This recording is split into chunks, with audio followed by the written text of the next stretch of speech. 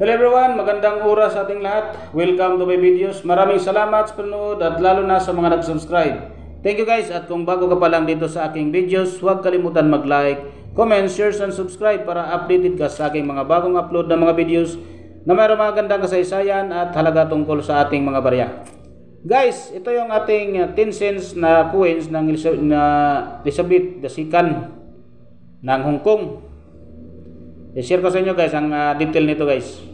About 1978, 10 cent coins of Queen Elizabeth II, the 1978 Queen Elizabeth II of Hong Kong coins on one side and the specific Hong Kong emblem on the reverse. At ito yung kanyang general information guys, or general details.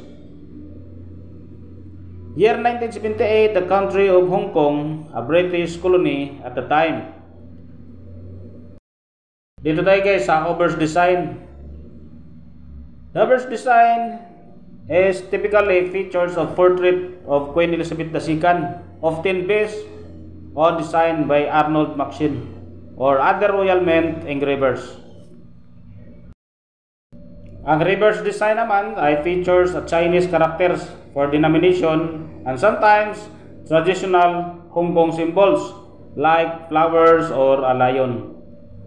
Ito yung kanyang denomination guys na issued noong 1978 sa Hong Kong. Mayroong 1 cent coins, 5 cent coins, 10 cent coins, 50 cent coins at saka yung $1 coins. Yan yung issued guys noong 1978 sa Hong Kong. At ang ginamit naman na composition dito sa 1 cent at saka yung 5 cent ay ang bronze or brass like materials. 10 cents coins, 50 cents and $1 coins naman is Cafro nickel, a mix of copper and nickel. So may timbang din ito guys at saka yung sukod niya, yung size. Ang 1 cents natin guys ay mayroong timbang na 1.41 grams at may diameter na 17.8 mm. Ang 5 cents naman ay 2.59 grams ang bigat at ang ating diameter 20.5 mm sa ating 5 cents. Sa ating 10 cents tapos 2.85 grams at may diameter na 17.5 mm. Sa 50 cents may bigat na 7.1 grams at ang kanyang diameter ay 23.5 mm kanyang diameter. Dito naman sa $1 ay 7.1 grams ang kanyang bigat at mayroon ding diameter na 25.5 mm ang kanyang diameter. Sa kanyang context nito guys, ang Queen Elizabeth II was depicted on queens of British colonies and including Hong Kong until the 1997 handover to China.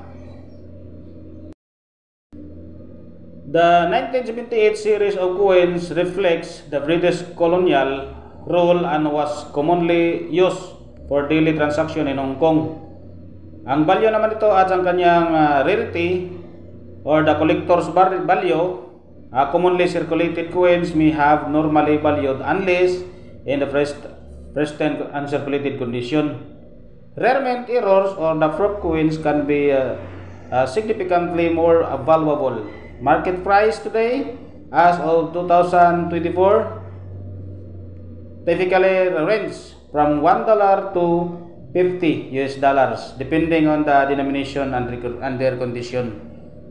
At saka yung kanyang condition guys, magdidepende ang price. So meron tayong heritage auction record dito guys, nabenta doon sa ating heritage auction noong April 4, 2021, so medyo matagal-tagal na ang 29,473 pesos at 67 centavos. Meron siyang uncirculated condition sa ganitong klaseng barya guys, na 10 centavos na si Queen Elizabeth II. So maraming salamat sa panonood guys at God bless sa ating lahat.